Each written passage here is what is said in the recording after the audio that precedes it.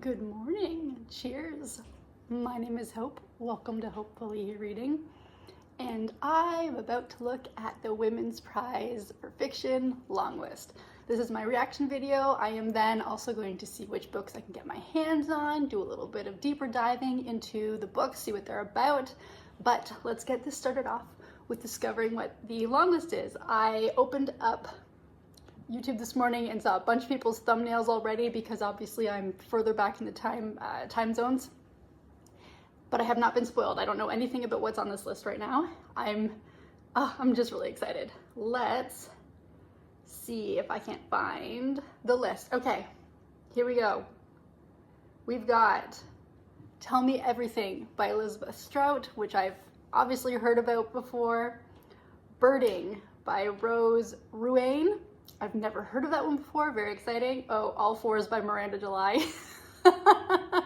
If you watched the Booktubers prediction video, you know I didn't really need to see this one on the list, but it means it's one less book for me to have to read, which is great. Dream Count by Chimamanda Ngozi Adichie. Oh, The Ministry of Time by Kaylee and Bradley. Okay, another book that I've read and actually really enjoyed, so that makes me super happy. The Dream Hotel by Layla Lalami, a book that I've definitely heard of before. The Persians by Sanam Mahalji. Oh my gosh, I'm so sorry. I don't know how to pronounce that. Somebody did predict that book, so good for them. It wasn't one that got tons of predictions, possibly just one or two, but somebody did have that on their predictions list. The Safekeep by Yael Vanderwooden. I'm not surprised to see this one on here at all. Such a good book. Somewhere Else by Jenny Daches. Haven't heard of that. A Little Trickery by Rosanna Pike. Another book that was predicted a few times from the Booktubers. Alma by Saraid De Silva. Okay. Oh, Good Girl by Aria Aber. Another book that I have in fact heard of before because of the predictions video. Fundamentally by Musaba Yunus, another book I've heard of because of the predictions video. Karen Jennings, Crooked Seeds. Oh, there it is. Roshan O'Donnell, Nesting, another book that had a ton of people predicting it to be on the list. The Artist by Lucy Steeds. I have heard of. Oh my gosh. Oh my gosh, Alif Shafak isn't on the list.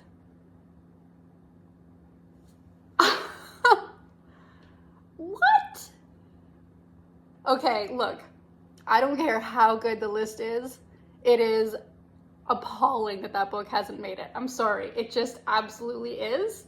There is no way every book on this list is better than that one. I'm just putting it out there, and I'm not saying these aren't great books, but there's not a chance.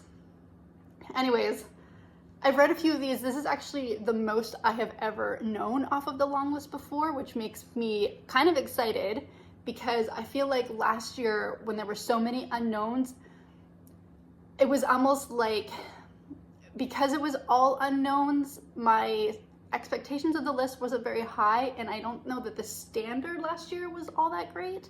Whereas this year, there's some very good buzz around a lot of these books, and I think that bodes very well for the list.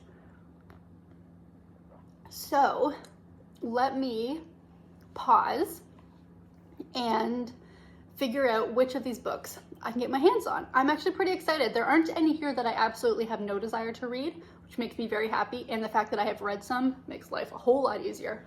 But for you, it will be For you, it will be one moment. For me, it'll be a little bit longer. Let me just go do a little bit more research.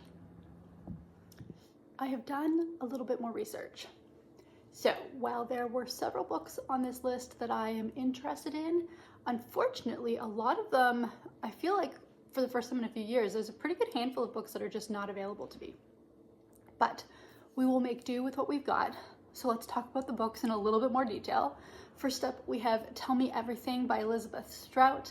Elizabeth Strout is an author I have definitely heard of before. I have never read from her. And this book is, you're following a few different characters in Maine, and it seems like people are meeting each other, but one of the big things is that Lucy, I believe, the writer, meets a man, Oliver, who's older, and they sit down and tell each other stories. I'm not gonna lie, Elizabeth Strout as an author isn't one that has really appealed to me, but I will give it a go because it is one that I can eventually get my hands on. Now, here's the thing. There's only 4 weeks between the long list and the short list, and I am number 15 on the hold list for this. I don't know that I'm going to get to it, and if I don't get it in time and it is not shortlisted, I probably wouldn't pick it up, but I will put myself down, I'm on hold, and we will see what happens. We then have Birding by Rose Ruane, and this is a book you're following two women, Lydia and Joyce. Lydia was a pop star, and Joyce, it seems like she's kind of stuck in her life with her mother, and somehow their lives collide. Again, I'm only reading very briefly into the synopses of these books, so I'm not sure of everything, obviously, and this is actually one that, well, I think I would enjoy reading, is unavailable to me. Bummer. Then we have Dream Count by Chimamanda Ngozi Adichie. And this, I believe you're following 4 different women, and it's a discovery of whether or not true happiness is attainable, essentially, is what I got out of the synopsis. I can get my hands on this, however, again, I am number 30 on the hold list. This one might take a little while to get to me. We will see. The Ministry of Time by Kellyanne Bradley is a book that I have fortunately read and really enjoyed it. You are following a civil servant, and you are following Commander Gore, and he has been brought from the past into the future because you can time travel, and the government is kind of experimenting with this, but super under the table. Nobody knows about it except for the people involved in the program, and it goes from there. I really enjoyed this. I thought the way the author wrote Commander Gore and how he's been thrust into this future was very entertaining. I think the relationships were done in a really fun way. I feel like for me, this is a book that could add some levity to the long list because there are some very, very hard-hitting topics that some of these books are dealing with, and The Ministry of Time might be one that gives people a little bit of a reprieve from some pretty intense topics.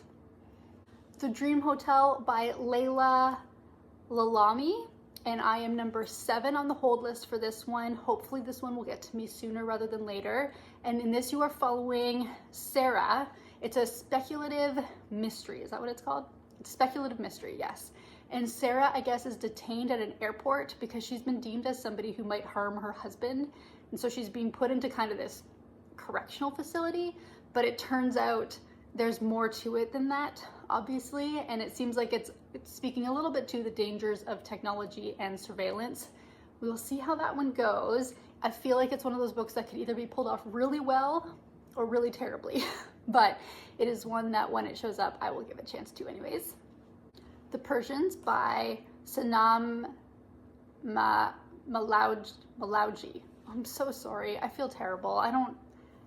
Sometimes letters get put together and I don't understand how the sounds go together. But this one I am able to get my holds on. I'm number 2 on the list. And in this you are following a family, the Valiat family, I believe. And the little tagline is, in Iran, there's somebodies, in America, they're nobodies.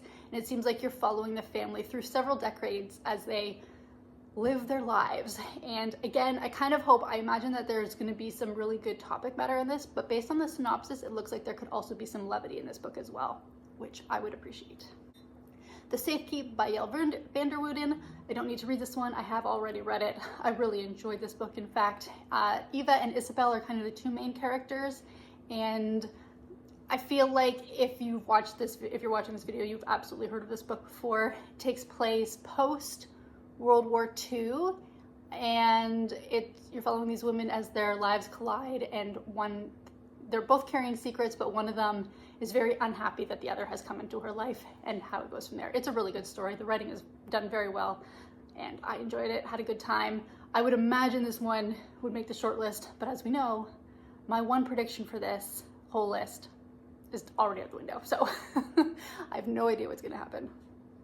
Somewhere Else by Jenny Daish, and this is not a book that is available to me, unfortunately, which is really a bummer because it's definitely a book that is right up my alley in terms of historical fiction. You are following Rosa, and it's the Judeo-Scottish experience between set over both World Wars, World War I and World War II, and it's just about how to identify in displacement.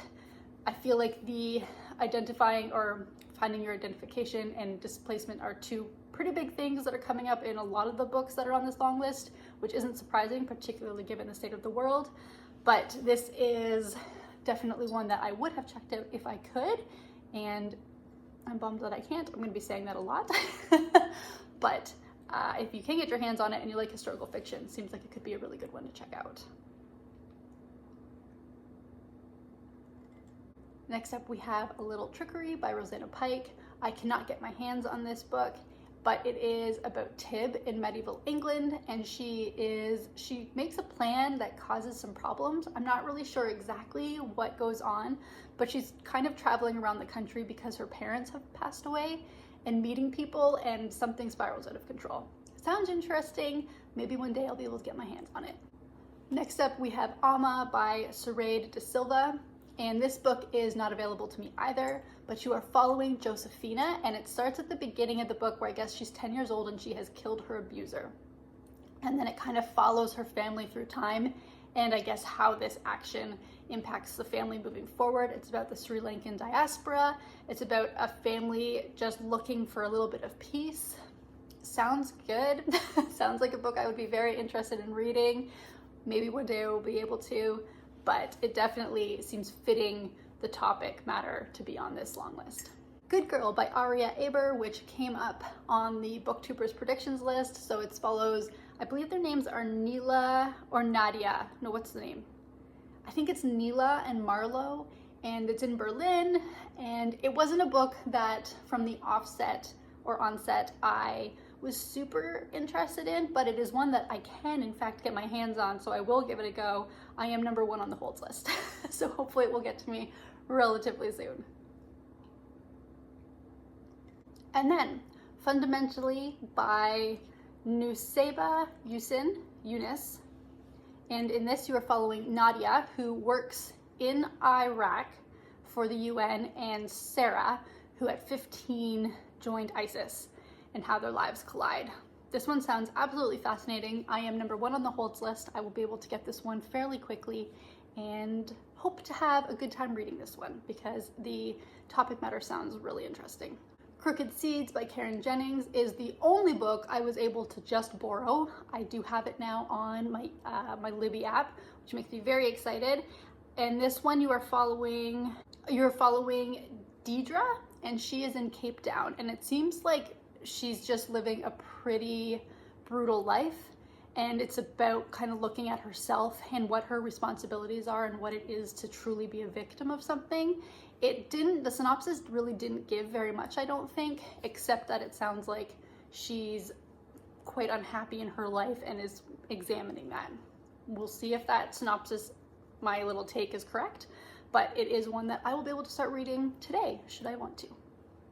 Nesting by Roshan O'Donnell is one that came up several times on people's predictions list, about a woman who's trying to flee an abusive relationship and what that does and how difficult that is.